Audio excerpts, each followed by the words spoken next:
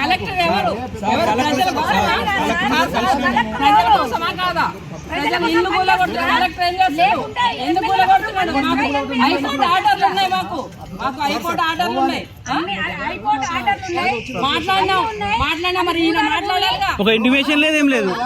ఎప్పుడు వస్తాడు? ఇంకా ఇంటిమేషన్ కూడా లేదు.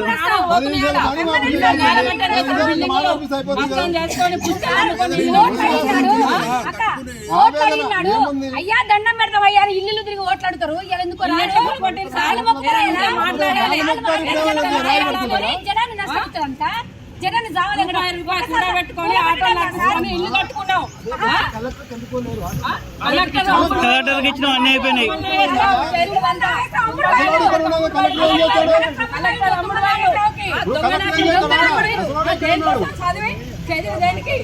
ఎందుకు మాట్లాడదు?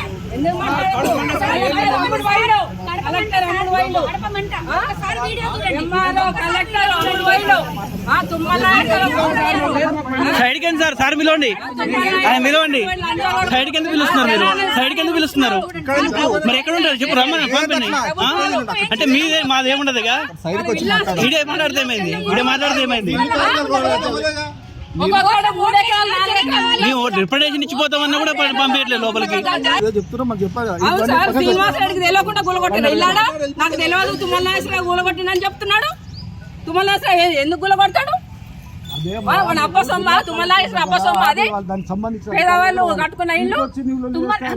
అవును, మినిస్టర్ ఇక్కడే ఉండి కదా. మినిస్టర్ ఇక్కడే ఉండి ఇక్కడ అడుగుతున్నాం, అడుగుదానికి వచ్చినాం. వాడికి ఏంది? ప్రాణం పోయినాక వస్తాడా? ప్రాణాలు పోయినాక వస్తాడా? అక్కడ మీడియా వాళ్ళని కూడా రాని ఇల్లు కూడా కడుతున్నాడు. నడిపిస్తారు కాంగ్రెస్ ప్రభుత్వం. మీడియా వాళ్ళని కూడా లోపలికి రానియకుండా